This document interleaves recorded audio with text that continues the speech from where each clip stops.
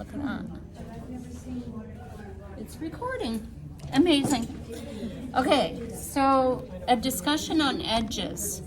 So when I look at, what are we going to call this turtle? Max. Max? I don't know. George. Yeah. What word do you want to swear at? That's right. Finkenstein. Yeah, Finkenstein. When we look at edges, there's something called lost edges. And lost edges means the end of something and the background are merged together. So in this case, this is kind of a dark blue, and so is the background a dark blue. This one is a very dark blue, so it's what you would call a hard edge. And then there's something called soft edges where they kind of blur out and there's no real definition to the edge at all. Sometimes a soft edge could be as much as, if I did any on these, I didn't really. Yeah, like that could be a soft edge. There's two different tones there, but they're barely perceptible. And then there's hard edges. So definitely these are hard edges. So when we're painting the turtle, we're going to do the abstract background and we're going to think about where do we need hard and soft edges.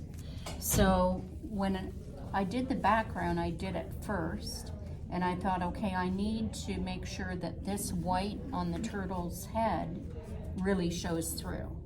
So what I did is I put my blue along. It's not a straight line, but that's something we'll fix in the end.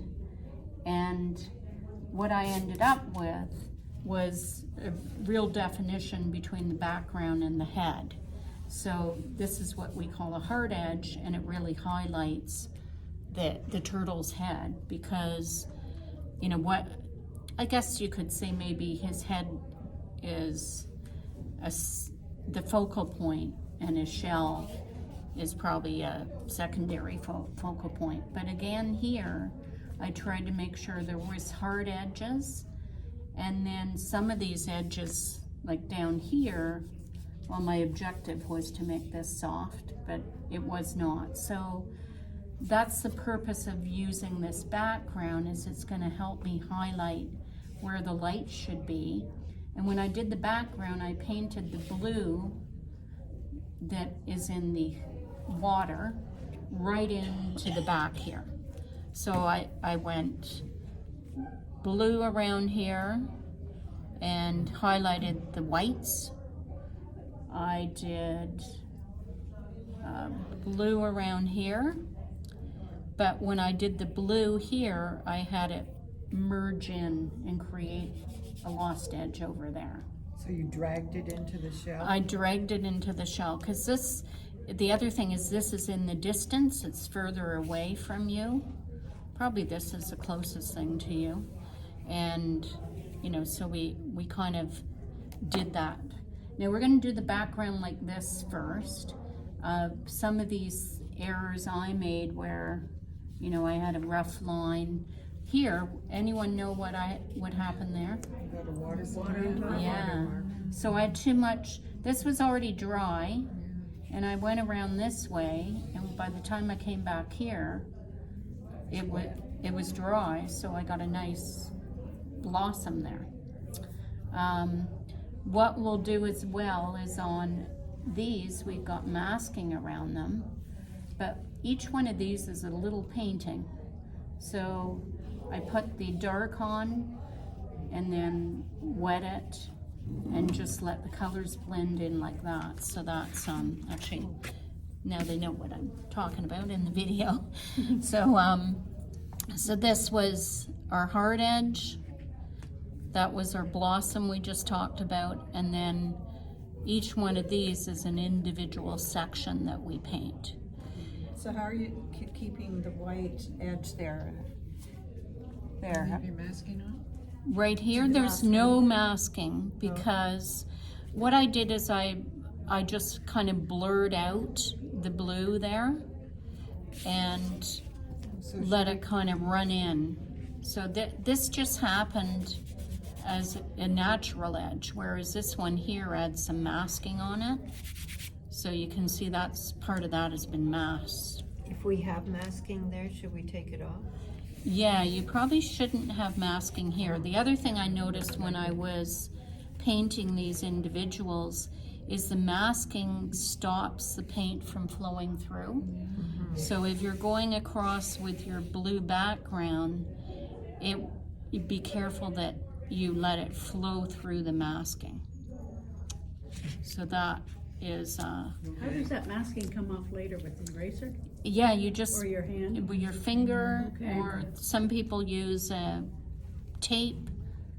Oh. It's plastic, so it's quite easy to get off. Okay. Another thing is, if you paint over your pencil, will the pencil still come off? Not typically, but you can, some spots it doesn't matter. Here it's Yeah. all gonna be dark, Right. but here you noticed I erased the pencil. Yeah. So, and pencil marks aren't a bad thing. Once you take the masking off, if there's any pencil underneath, that's easy to Should erase be able as to well. erase it. Okay. Yeah. So, where we're going to start is we're going to start by doing the background in this kind of abstract fashion. We might put some other colors into this, but that's how we're going to start. So,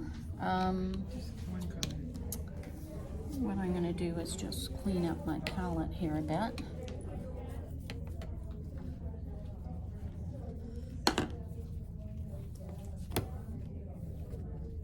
Okay, and then I'm gonna mix. I like the cobalt blue. I think that looked pretty nice. Does everyone have a cobalt blue? You might not. Oops. Oh, now we got a. That's okay, because we'll probably put some dots in there anyway.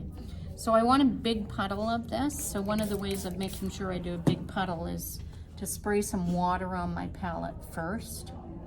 And then I know I'm going to create a big puddle.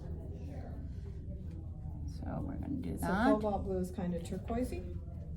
Yeah, it's a bit of a greeny blue, yeah. Okay. But it's not really turquoise. If you have Prussian blue, oh no, that's ultramarine, this is Prussian. If you have Prussian, that's more turquoise. Yeah, I don't have any. Yeah. Oh, so if you don't have, you have ultramarine.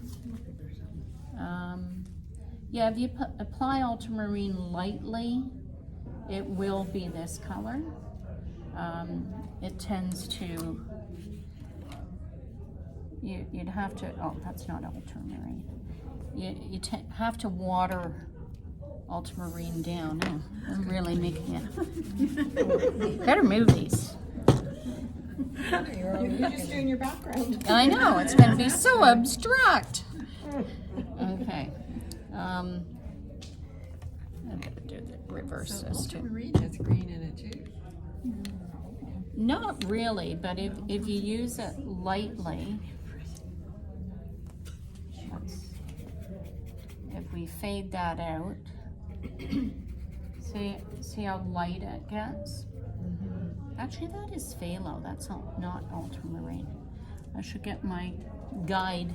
Yeah, I can't get track. That's all. No, that's phthalo. That's fair. Yeah. Maybe I've got some mixed in with my ultramarine. Yeah, but it does go pretty light. That's not a bad. That's almost. The problem with ultramarine is it granulates a bit. But we don't care because we're not doing this background. We're doing that one, and it's fine if it granulates. So, I'm going to make my cobalt a bit stronger. So cobalt doesn't granulate? It does not granulate. Why? I think the granulating colors usually have a couple of pigments in them, and one pigment is heavier than the other. So that's how you get that effect.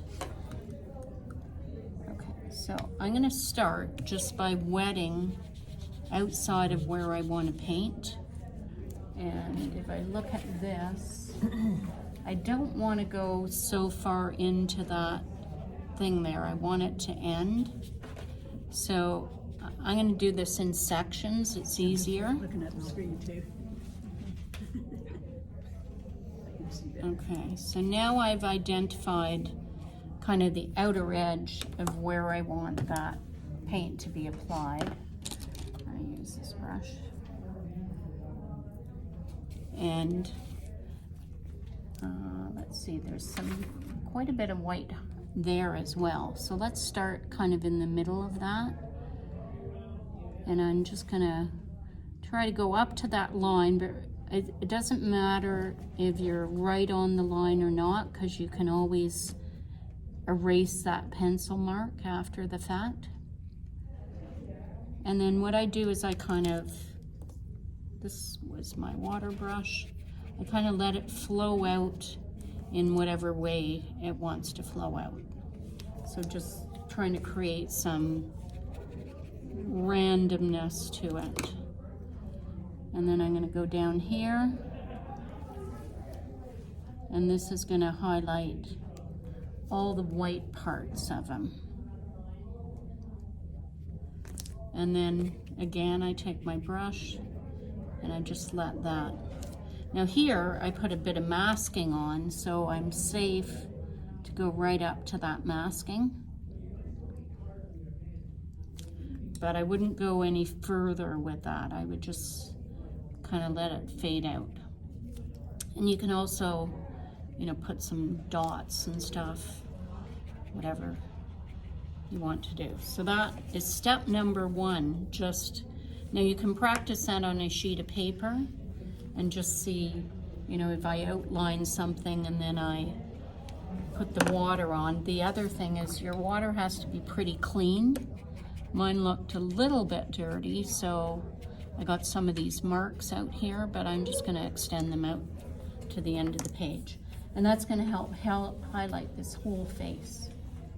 So that is step number one. I also need to make sure if I want to continue on that this is not dry, and I don't want to create that cauliflower. So if you're doing it in sections, make sure you leave the edge that you were on kind of wet still.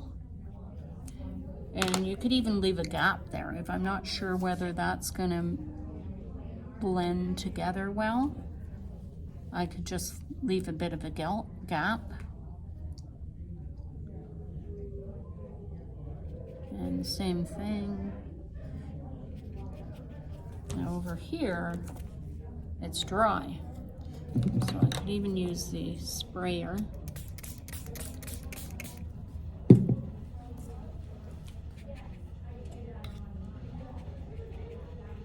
I'll probably have to put some marks out here more. I'm going to extend this edge.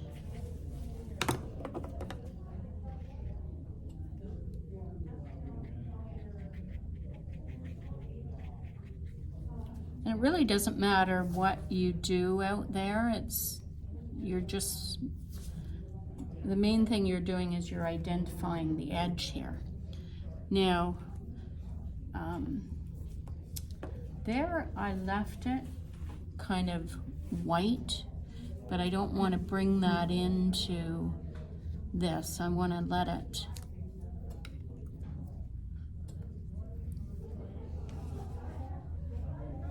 be soft there. Okay, and then here is where I start bringing it right across. This is all kind of darker.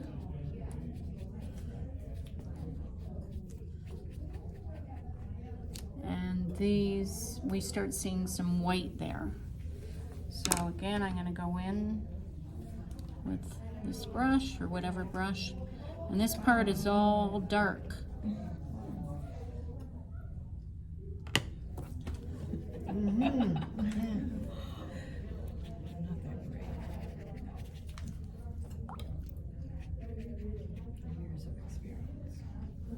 And then here it's also dark. Now we will probably mix this with yellow eventually.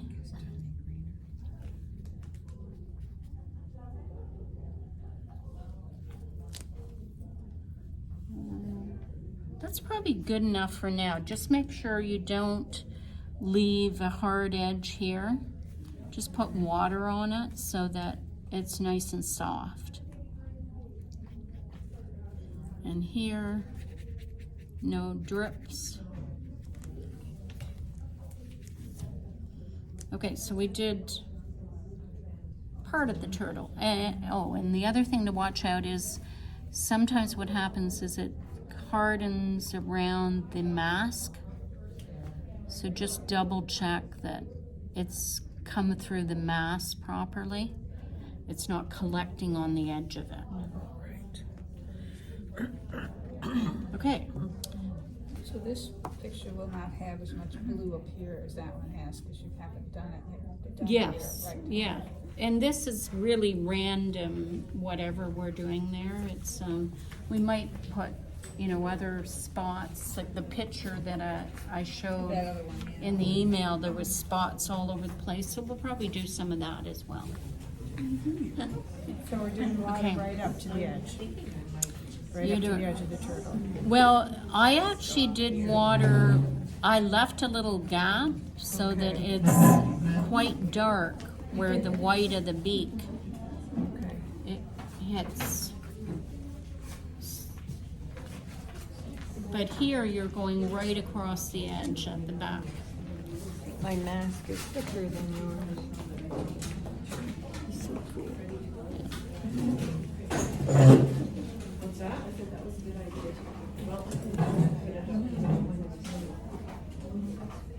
Is that easy enough to see?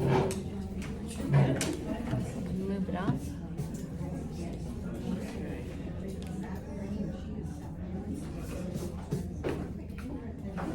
There. Next week I'll bring in my iPad and make it bigger. And I can stop recording. Stop.